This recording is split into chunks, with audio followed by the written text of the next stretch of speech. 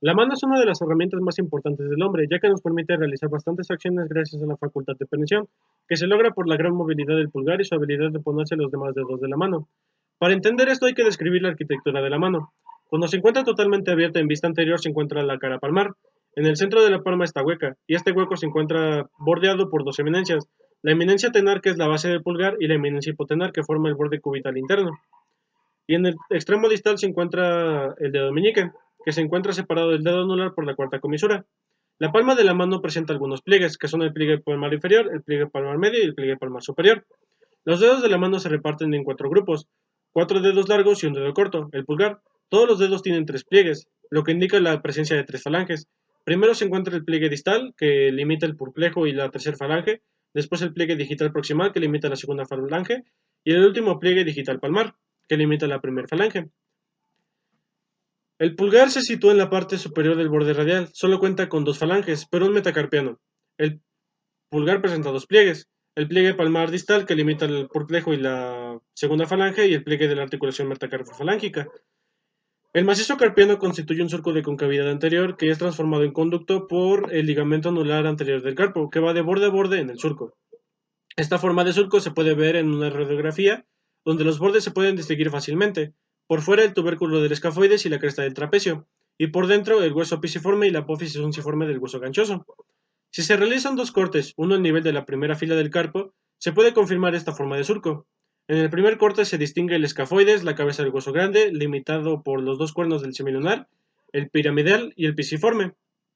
Y en la segunda fila, o en el segundo corte, a nivel de la segunda fila del carpo, se localiza el trapecio, el trapezoide, el hueso grande y el hueso ganchoso, en forma de surco. En sentido longitudinal se considera que el macizo carpiano está constituido por tres columnas.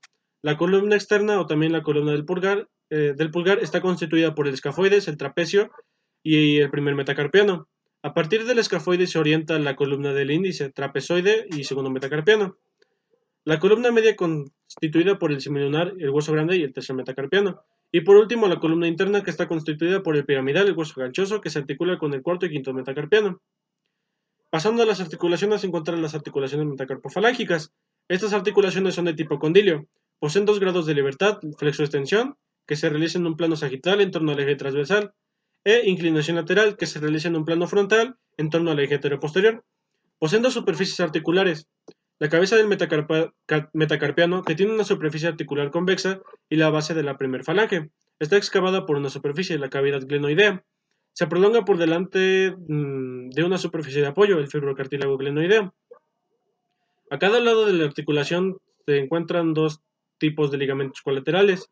Un ligamento metacarpoglenoideo, que controla los movimientos del fibrocartílago glenoideo, y un ligamento lateral que une los dos ligamentos laterales manteniendo las superficies articulares en contacto y limitando los movimientos. La amplitud de la flexión es próxima a los 90 grados y la amplitud de la extensión puede alcanzar hasta 30 grados de 30 a 40 grados.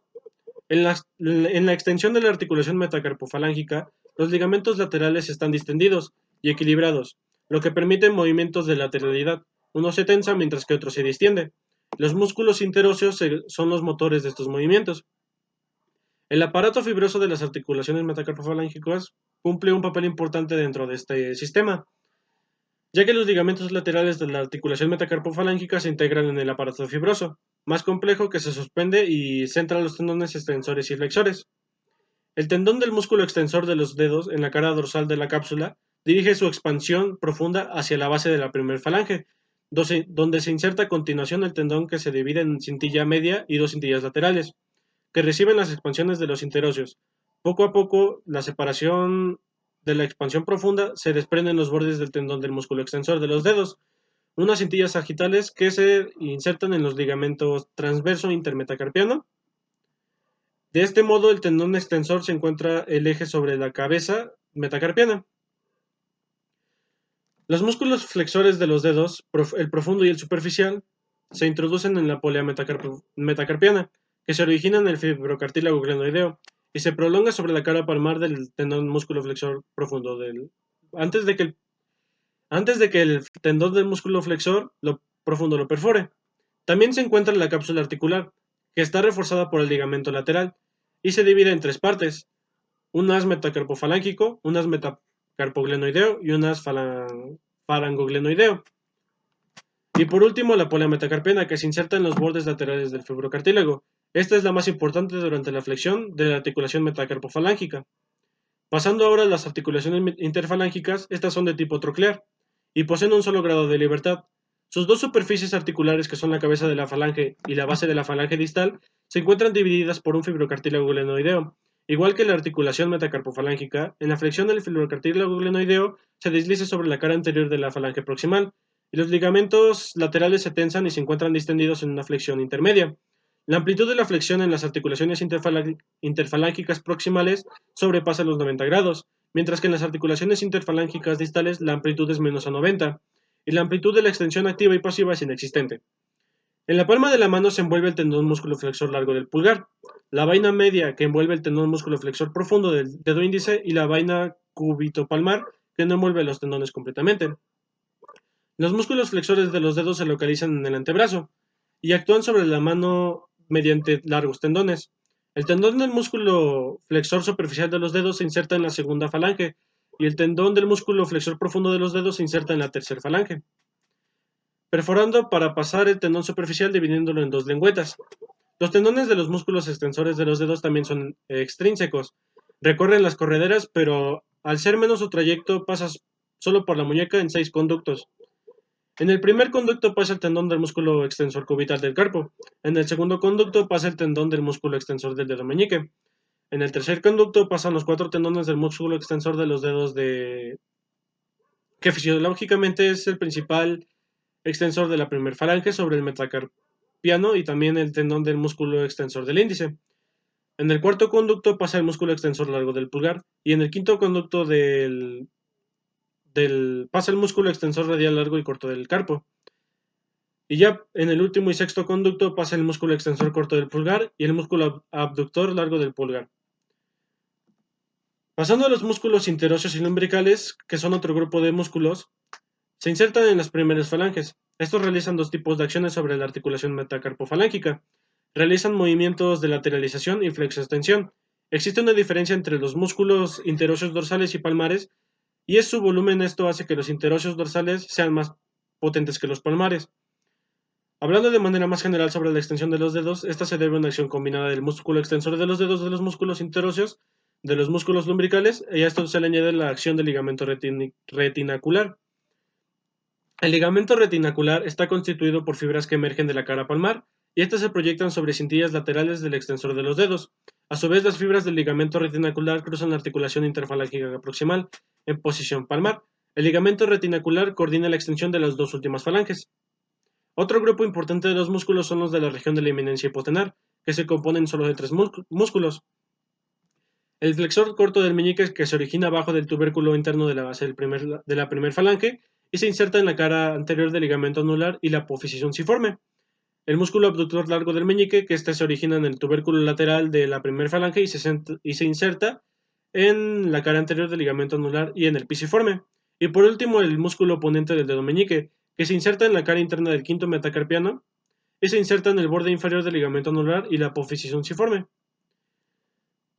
Hablando del pulgar, se puede resaltar que su columna osteoarticular consta de 5 piezas, que son el escafoides, el trapecio, el primer metacarpiano, la primera falange y la segunda falange.